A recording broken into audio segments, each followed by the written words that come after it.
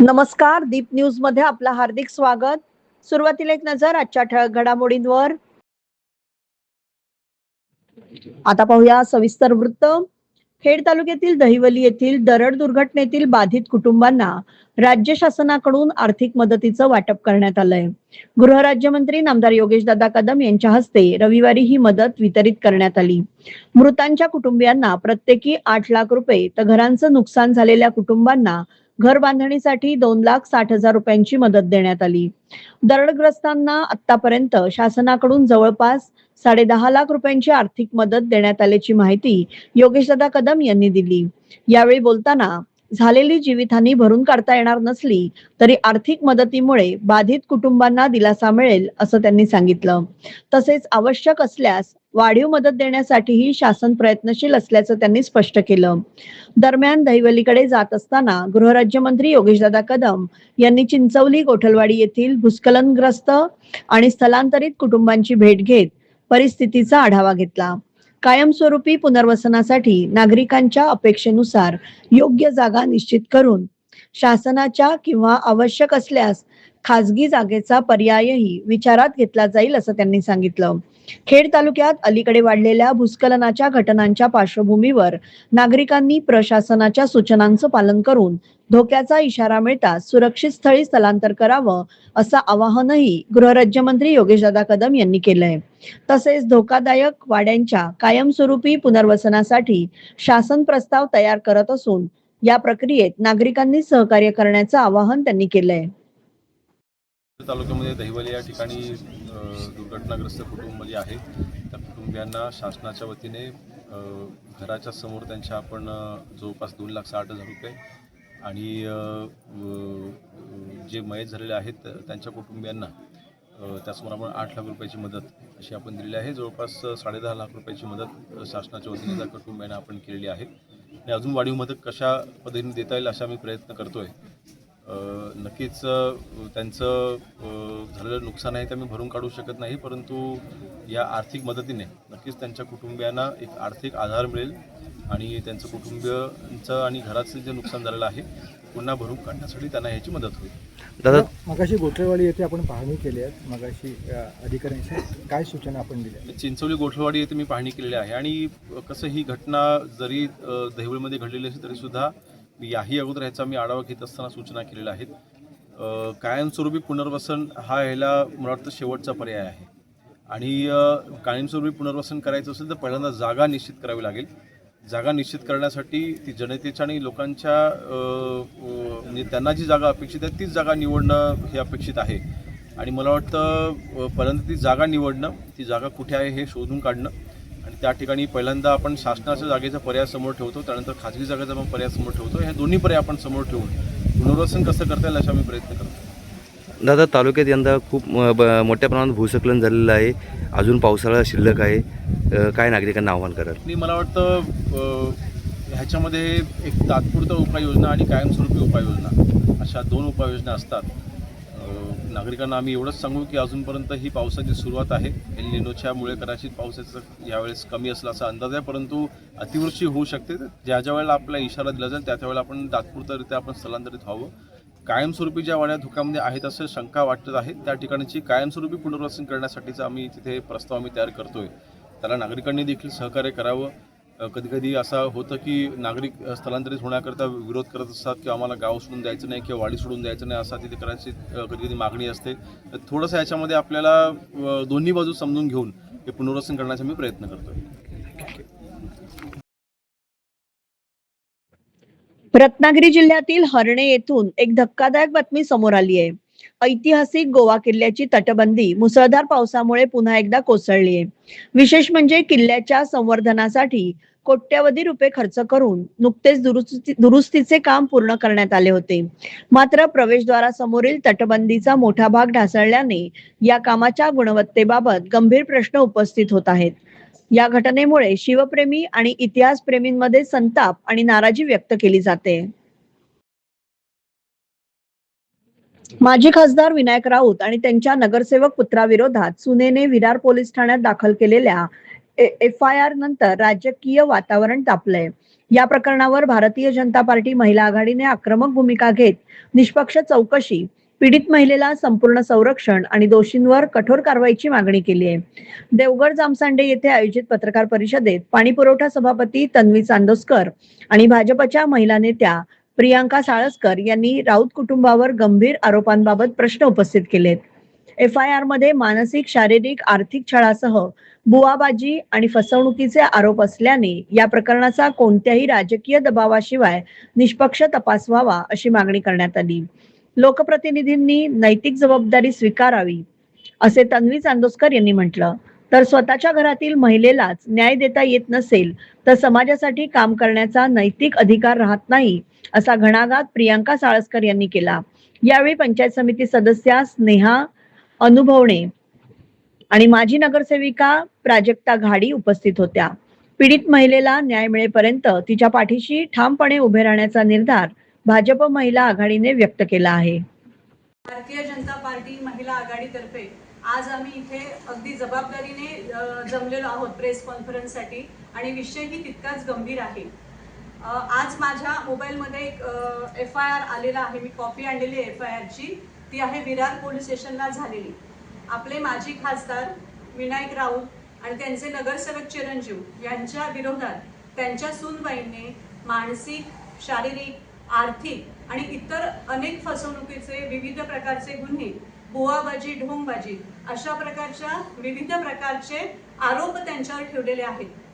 आज आम्ही इथे जमलेलो आहोत आणि आमचं म्हणणं सगळ्यांचं असं एकच आहे की तक्रार करणारी जी महिला आहे तिला पूर्णपणे सुरक्षितता मिळावी आणि तिच्या बाजूने व्यवस्थित निपक्षपणे हा जो तपास आहे तो केला जावा.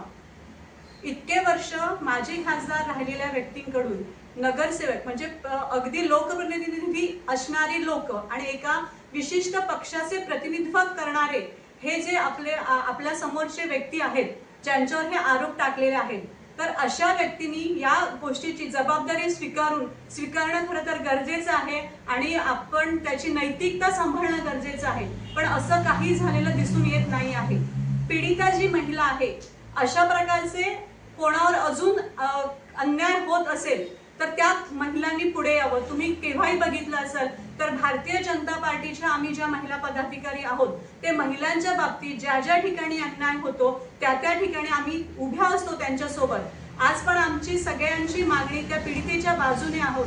तिच्या बाबतीत जे काही अन्याय झालेले आहे, तिने जे काही नमूद केलेलं आहे त्याचा निपक्षपातीपणे तपास करण्यात यावा आणि त्या पीडितेला योग्य न्याय मिळावा आणि जे कोणी यामध्ये आरोपी आहेत त्यांना योग्य ती शिक्षा मिळावी आणि कायदा सुव्यवस्था यांनी पण हा तपास करताना समोर कोण आहेत याचा विचार न करता एक महिला आणि महिलाला व्यवस्थित प्रोटेक्शन मिळून याची व्यवस्थित निपक्षपातीपणे याचा तपास घ्यावा अशी मागणी करण्यासाठी आम्ही सगळेजण आज इथे जमलेलो आहोत. विनायक राऊत यांच्या बाबतीत त्यांच्या सूनबाईने तसेच त्यांचे पती नगरसेवक आहेत त्यांचे चिरंजीव यांच्या विरोधात त्यांनी टाकलेले आहेत असे आरोप आहेत की त्यांचा मानसिक, शारीरिक, त्याच्याप्रमाणे आर्थिक आणि इतर त्यांच्या बाबतीत जे काही बुवाबाजी ढोंगबाजी आता तुम्ही महाराष्ट्रामध्ये आपल्याकडे सगळीकडे पाहतायत की हे फॅड किती वाढलेलं आहे.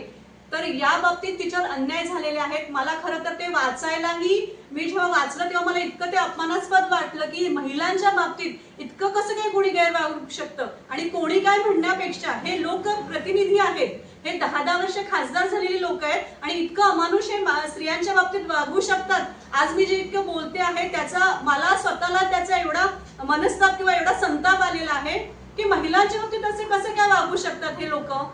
तुम्ही कुटुंबामध्ये महिलेला सन्मान देऊ शकत नाही तर तुम्ही समाजातील महिलांना काय न्याय देऊ शकता.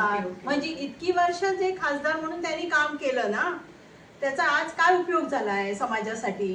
ऍक्च्युली कुटुंबामध्ये जर अशा प्रकारच्या घटना घडत राहिल्या तर हे निषेधार्थ आहे आणि खासदार कुटुंबियांवरती या महिलेवर अत्याचार केला म्हणून जो गुन्हा दाखल झालाय त्या शिक्षेस पात्र होऊन शिक्षा त्यांना मिळावी ही आम्ही समाजातर्फे आम्ही ही मागणी करतोय.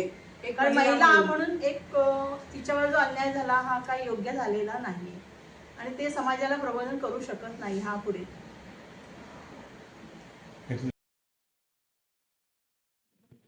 राज्य शासनाने नमन आणि जाखडी नृत्याचा लोककला अनुदान योजनेत समावेश करण्याचा महत्वपूर्ण निर्णय घेतलाय.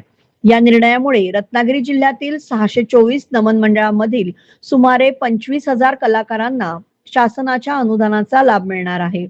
नमन आणि जाखडी नृत्याला राजाश्रय मिळावा यासाठी राज्याचे उद्योगमंत्री तथा रत्नागिरीचे पालकमंत्री उदय सामंत यांनी सातत्याने पाठपुरावा केला होता. विविध नमन आणि जाखडी संस्थांच्या मागणीला न्याय मिळवत शासनाने हा निर्णय घेतल्याने जिल्ह्यातील लोककलावंतांमध्ये आनंदाचं वातावरण आहे.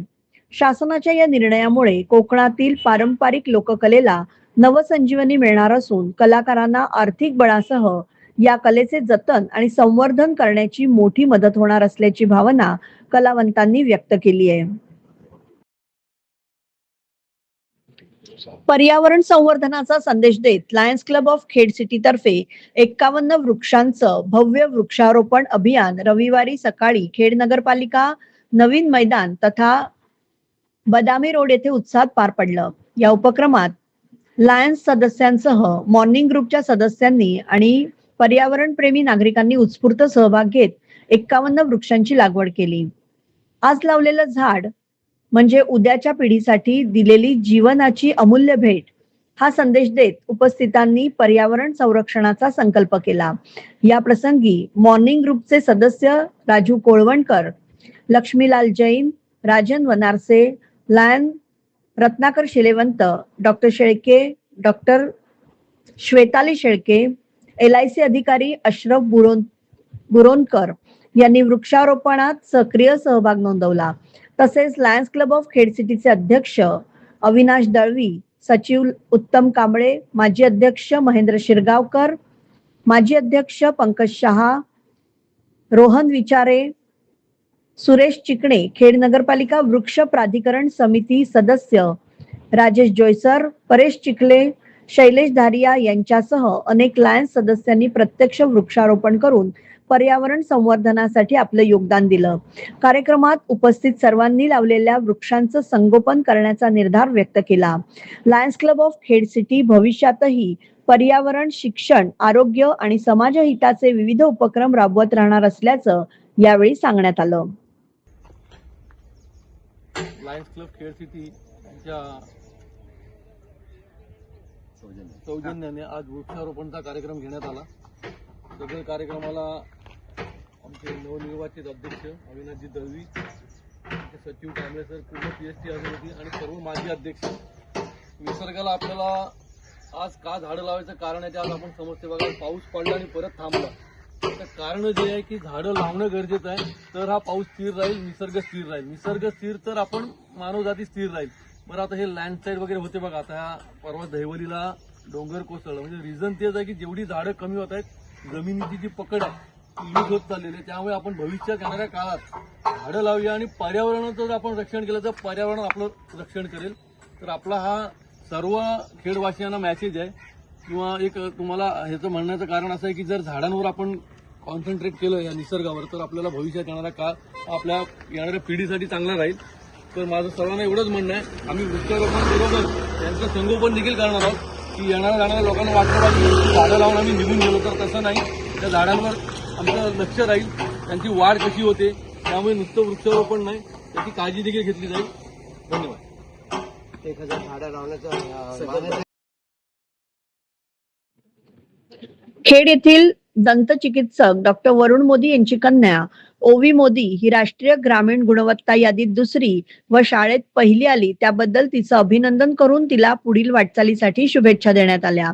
यावेळी शिवसेनेचे नगरसेवक आणि बांधकाम सभापती सुनीलजी दरेकर, शाखा प्रमुख अजय पवार, विभाग प्रमुख गणेश उर्फ बाबू माने, माजी विभाग प्रमुख नईम मुजावर, तेजस मोदी उपस्थित होते.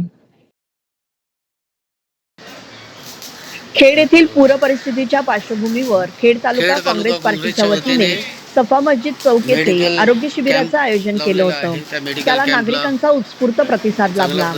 सदर आरोग्य शिबिराचं आयोजन माजी नगरसेवक बशीरभाई मुजावर यांनी केलं. यावेळी माजी तालुकाध्यक्ष गौस खतीब, माजी शहराध्यक्ष संदीपजी धारिया तसेच नासर जसनाईक लाडगरकर आणि माजी शहराध्यक्ष विजय जैन आणि कार्यकर्ते उपस्थित होते. खेड तालुक्यात सुरू असलेल्या मुसळधार पावसामुळे नातूनगर पाताडेवाडी येथे दरड कोसळून रस्ता वाहतुकीसाठी बंद झाला. या घटनेची माहिती मिळताच जिल्हा परिषद सदस्य तथा शिवसेना तालुका प्रमुख सचिनजी धाडवे यांनी घटनास्थळी धाव घेत प्रत्यक्ष पाहणी केली. यावेळी त्यांनी संबंधित शासकीय अधिकाऱ्यांशी सविस्तर चर्चा करून परिस्थितीचा आढावा घेतला. नागरिकांची गैरसोय टाळण्यासाठी आणि वाहतूक शक्य तितक्या लवकर पूर्ववत करण्यासाठी उद्या सकाळपासून जेसीबीच्या सहाय्याने दरड हटवून रस्ता तातडीने मोकळा करण्याच्या सूचना संबंधित यंत्रणेला दिल्या. सततच्या पावसामुळे नागरिकांच्या सुरक्षिततेला कोणताही धोका निर्माण होऊ नये यासाठी प्रशासनाने दक्ष राहून आवश्यक ती उपाययोजना तात्काळ राबवाव्यात अशा सूचनाही धाडवे यांनी केल्या. यावेळी विभाग प्रमुख दिलीप राणे, उपविभाग प्रमुख विजय बेलोसे, युवासेना तालुकाध्यक्ष मिलिंद काते, बळीराम निकम, समीर राणे तसेच स्थानिक शिवसैनिक आणि ग्रामस्थ उपस्थित होते. झाडे लावा झाडे जगवा हा संदेश प्रत्यक्ष कृतीतून देत दयाळ जिल्हा परिषद गटाचे जिल्हा परिषद सदस्य अण्णा कदम यांच्या प्रमुख उपस्थितीत पन्हाळजे कोंडवाडी येथे वृक्षारोपण कार्यक्रम उत्साहपूर्ण वातावरणात पार पडला. पर्यावरणाचा समतोल राखण्यासाठी आणि भावी पिढींना स्वच्छ, हिरवगार आणि प्रदूषण मुक्त वातावरण मिळावं या उद्देशाने विविध प्रकारच्या वृक्षांची लागवड करण्यात आली. आज लावलेलं एक झाड उद्याच्या पिढीला जीवदान देणारं ठरतं या भावनेतून उपस्थितांनी वृक्ष संवर्धनाची सामूहिक शपथ घेतली.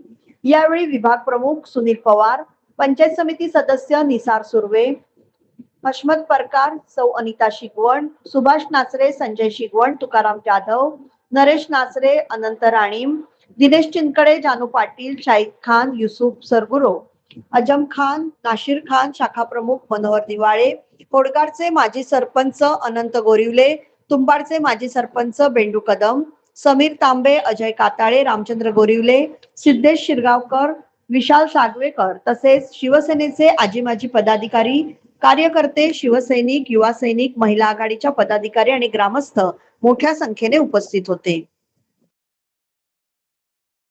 रत्नागिरी जिल्ह्यातील खेड दहिवली येथील भूस्खलन दुर्घटनेनंतर आता दापोली तालुक्यातील आसूद गावातील सातारकर वाडीतही भूस्खलनाचं संकट निर्माण झालंय.